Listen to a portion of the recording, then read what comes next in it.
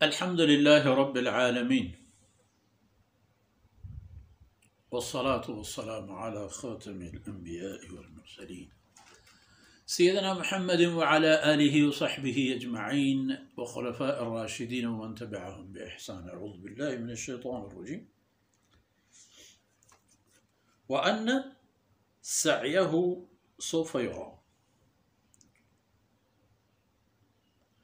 ثم يجزاه الجزاء الأوفى وأن إلى ربك المنتهى وأنه هو أضحك وأبكى وأنه هو أمات وأحيا وأنه خلق الزوجين الذكر والأنثى من نطفة إذا تمنى وأن عليه النشأة الأخرى وأن عليه النشأة الأخرى. سبحانك لا علم لنا إلا ما علمتنا إنك أنت العليم الحكيم. رب اشرح لي صدري ويسر لي أمري واحلل عقدة من لساني يفقه قولي واجعل لي وزيرا من أهلي رب زدني علما وارزقني فهما. ثم أما بعد. گرامی قدر بھائیوں بہنوں اور پیارے بچوں، ام لم ينبأ بما في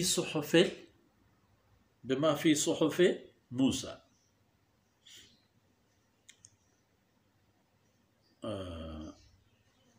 وإبراہیم الذی وفى.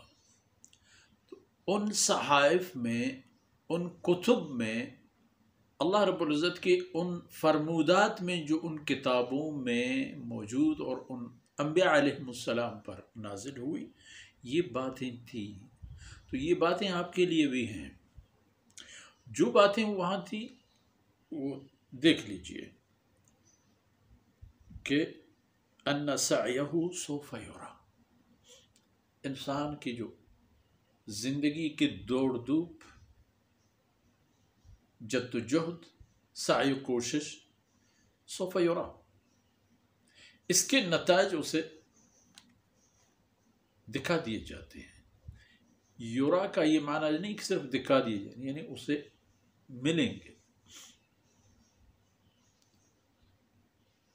کیونکہ لیس للانسان الا ما سعی، انسان کی جو ما حصل ہے وہ اس کی کوشش، محنت اور جد و جہد.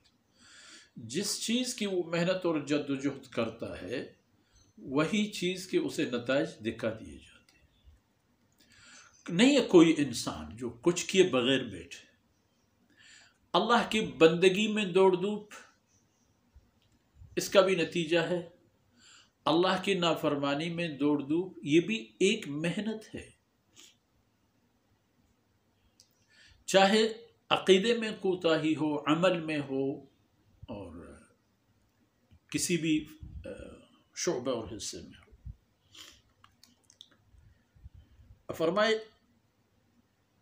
اسے اس کے اعمال کے نتائج دکھا دیے جائیں گے اور ثم یجزاہ الجزاء الاوفی، اور پھر اس کو اس کے اعمال کے مکمل بدلہ اور جزا مل جائے گا. مکمل کس طرح؟ اگر اس کی نیکیاں ہیں تو ان نیکیوں میں سے جو اس کو صلہ اور جزا مل جائے گا وہ بھرپور ہوگا، اور جو اس کی برائیاں ہیں ان کی برائیوں کے جو اس کو سزا مل جائے گا وہ بھی عین موافق ہوگا اس کے عمل کی. یہ نہیں بڑھائے جائیں گے. برائیوں پر جو سزا ملتی ہے وہ نہیں بڑھائی جاتی، نیکیوں پر جو صلہ ملتا ہے وہ بڑھا دیا جاتا ہے. یہ پچھلی کتابوں میں موسیٰ و ابراہیم علیہ السلام کی کتابوں میں یہ باتیں موجود تھیں. اور یہ باتیں بھی کہ وَأَنَّ إِلَىٰ رَبِّكَ الْمُنْتَهَى، کہ عاقبت امر آپ کے پروردگار کے پاس ہے. ابتدا اللہ کے حکم سے اور انتہا اللہ رب العزت کے بارگاہ میں حساب و کتاب کے لیے پیش ہو. تمام معاملات بھی اس کے پاس جائیں گے. الیہ یرجع الامر کلہ. حساب و کتاب اس کے اللہ رب العزت کے پاس ہوں گے، اور خود انسان کو بھی اللہ رب العزت کے بارگاہ میں لا کر کھڑا کر دیا جاتا ہے. چاہے اللہ رب العزت اس کو اٹھا کے سیدھے اپنے اس کے اعمال کی وجہ سے جہنمی بنا دے، لیکن میدان محشر میں سارے اختیارات صرف اللہ کی ذات کی ہوں گے. اور ابھی اس دنیا میں اور اس زندگی میں ہم یہ دیکھتے ہیں کہ زمین کی پیٹھ پر کچھ عارضی اختیارات اللہ رب العزت نے ہمیں دے دیے ہیں. اللہ فرماتا ہے یہ کرو اور ہم نہ کریں، اللہ فرماتا ہے یہ لو اور ہم نہ لیں، یہ دو اور ہم نہ دیں، یہاں جاؤ اور ہم نہ جائیں، یہاں آؤ اور ہم نہ آئیں. اس حد تک ہماری بس چلتی ہے، اس سے بڑھ کر نہیں. آگے اوپر فضا اور خلا میں اللہ کی سورج کو ٹھہرانا، چاند کو چھپانا، ستاروں کو اتارنا ناممکن. ہوائیں چلنے لگے تو ان کے سامنے کھڑا ہونا، دریاؤں میں امواج طوفانی شکل اختیار کریں تو بے بس، زمین جنبش اور زلزلے میں آئے تو بے بس. اس میں بات نہیں چلے گی. تو عاقبت امر اللہ کے پاس، یعنی وہاں عارضی اختیار اور طاقت بھی انسان کے پاس نہیں ہوگا. اور ان کتابوں میں یہ بات بھی تھی کہ انہو ہوا اضحک و ابک، یہ اللہ کی ذات ہے جو ہنساتا ہے اور رلاتا ہے. کبھی اپنی بندگی اور تقوی میں، اور کبھی خوف خدا میں، اور کبھی دنیاوی خوشیوں میں، کبھی دنیاوی غموں میں. ان صورتوں میں ہنسی بھی آتی ہے، رونا بھی آتا ہے. اور یہ صلاحیت ہنسنے اور رونے کا یہ بھی اللہ رب العزت نے انسان میں ڈالا ہے. پچھلی کتابوں کی یہ بات ہے.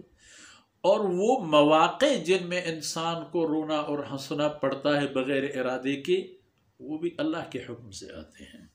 وہ یہ کہ اللہ ہنساتا ہے اور رلاتا ہے. وَأَنَّهُ هُوَ أَمَاتَ وَأَحْيَا، اور یہ اللہ کی ذات ہی ہے جو موت دیتا ہے اور دوبارہ زندہ کر دیتا ہے. ابھی تو جو انسان یا دیگر مخلوقات زندہ ہیں اور زندگی کی اپنی حالت دیکھ رہے ہیں، جا رہا ہوں، آ رہا ہوں، لے رہا ہوں، یہ سب کچھ ہے، لین دین ہے، احکامات ہیں، سلطنت ہے، بادشاہت ہے، چودراہٹ ہے. لیکن امات، یہ جناب عالی مر گیا، لیکن مر گیا بات ختم نہیں ہوئی. امات و احیا، اس کو دوبارہ وہی ذات پیدا فرمائیں گے. وَأَنَّهُ خَلَقَ الزَّوْجَيْنِ، وہی ذات اللہ ہی کی ہے کہ جس نے پیدا فرمائے جوڑی، الذکر والانثى، نر اور مادہ. یہ اللہ کی پیدا فرماتے ہیں من نطفۃ اذا تمنى، اور یہ اللہ کے حکم سے ایک نطفہ کے ذریعے سے یہ تخلیقی مراحل ہوتے ہیں. دو طرف کے یہ جو اللہ رب العزت نے قطرہ رکھا ہے، اسی کے ملاب سے نیا وجود پیدا کر دیتا ہے اللہ کی ذات. اور پھر اس کو زندگی دیتا ہے، اس کو زمین پر چھوڑ دیتا ہے، وہ کیا سے کیا بنتا ہے، یہ سب اللہ کی مرضی سے. اللہ. اور یہ باتیں پچھلی کتابوں میں ہیں. تو ان مشرکین مکہ کہاں جا رہے ہیں؟ ان کی عقل کیوں کام نہیں کر رہا؟ یہ کیوں نہیں سمجھ رہے ہیں کہ جو باتیں اللہ نے انبیاء علیہ السلام جو تھے آپ صلی اللہ علیہ وسلم سے پہلے، ان کے ساتھ اللہ کے کیا مدد نصرت تھی اور کیا فرامین الہی لے کر وہ تشریف لائے تھے، وہی تو حضرت محمد رسول اللہ صلی اللہ علیہ وسلم ہے. آپ بھی تو ان کے تسلسل کے امین ہیں. تو ان اقوام کی سلوک کا کیا نتیجہ نکلا؟ یہ اقوام بھی وہی نتیجہ پائیں گے. منکرین کٹ مریں گے، شکست کھائیں گے دنیا میں بھی اور آخرت، اور مؤمنین دنیا میں بھی سربلند رہیں گے، عاقبت ان کے حصے میں آئے گا اور جنت بھی ان کے حصے میں آئے گا۔ یہ کتب سابقہ کے حوالے سے جو فرمودات کی ایک فہرست ہے، اس کی چند باتیں اور بھی ہیں، انشاءاللہ اگلے نشست میں ان کو بیان کرنے کی سعادت حاصل کریں گے انشاءاللہ۔ اللہ رب العزت کوتاہیوں سے درگزر فرمائے، اور جو کچھ عرض کیا گیا اللہ رب العزت ان کو میرے اور آپ کے حسنات میں شامل فرمائے۔ وصلی اللہ علی نبینا محمد وعلی آلہ وصحبہ اجمعین۔